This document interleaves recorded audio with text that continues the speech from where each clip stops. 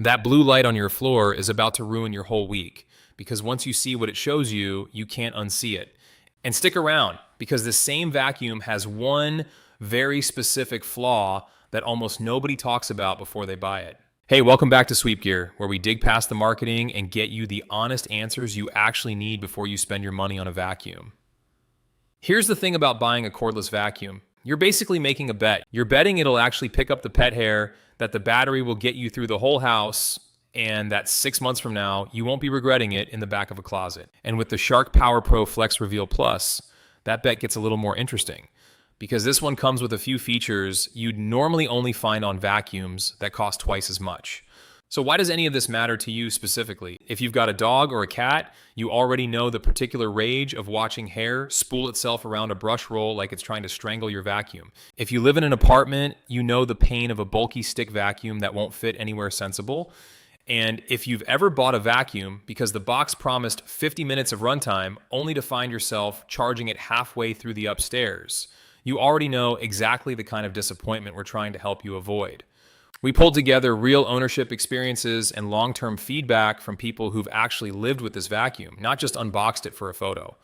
What we found paints a pretty clear picture once you separate what's printed on the box from what actually happens on someone's living room floor.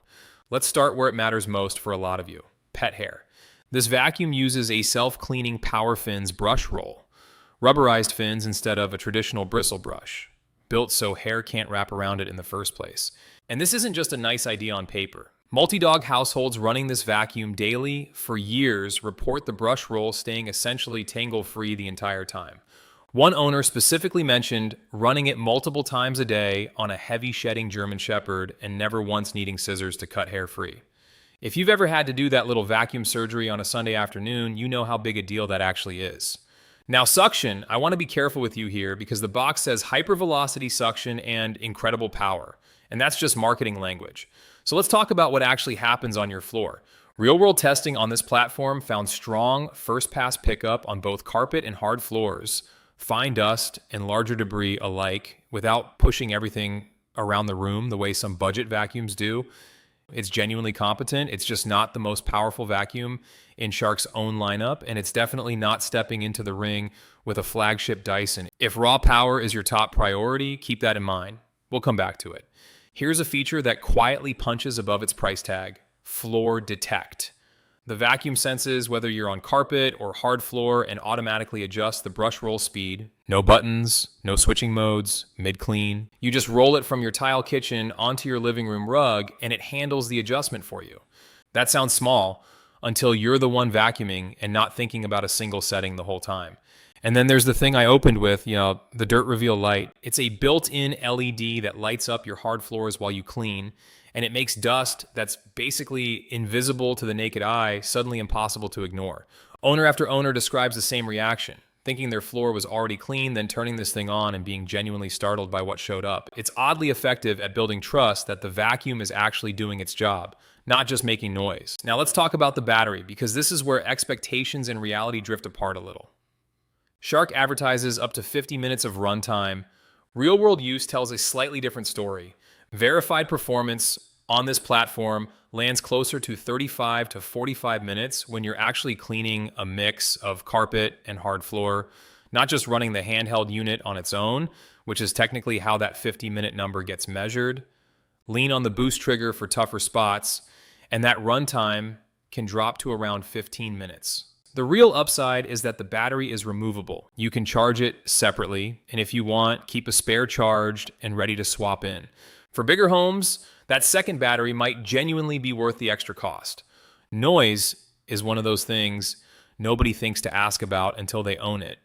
This vacuum runs noticeably quieter than a lot of its cordless competition. More of a low hum than the ear-piercing whine you get from some budget sticks. Got a napping baby, a jumpy pet, or just don't want to feel like you're operating machinery in your living room. That's a real, if underrated, win. Weight-wise, you're looking at around 7.5 pounds fully assembled and closer to 3.5 pounds as just the handheld unit.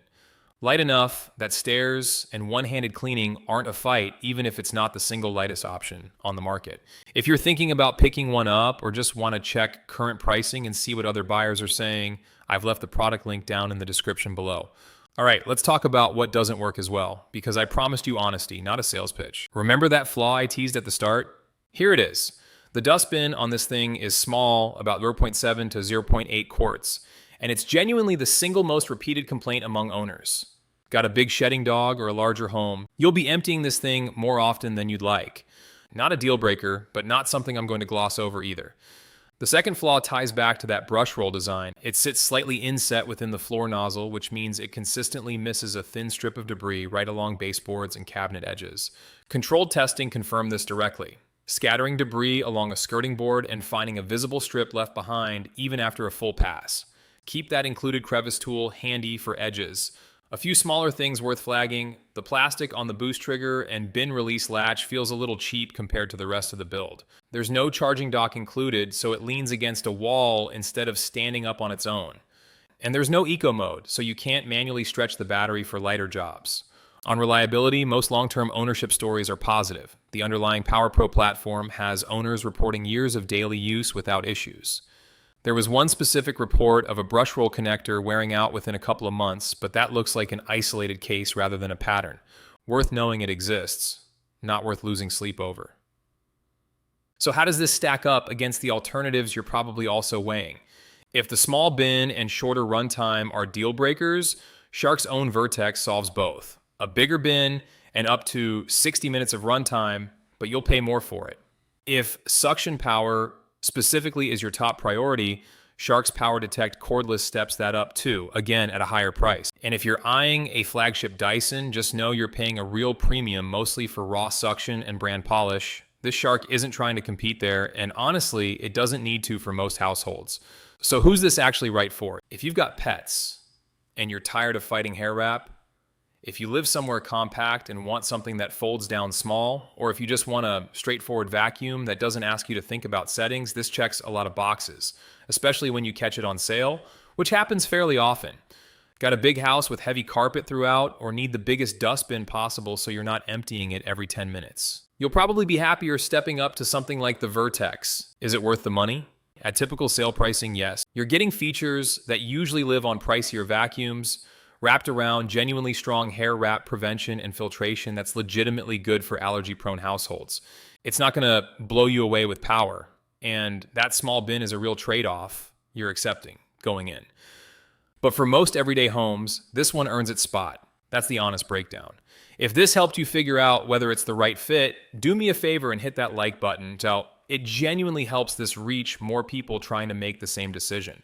And if you're new here, consider subscribing because we do this same no-fluff breakdown for basically every vacuum worth your attention. Now I want to hear from you. Are you dealing with pet hair, a small apartment, or just a current vacuum that's letting you down? Drop it in the comments. I read everyone. See you in the next video.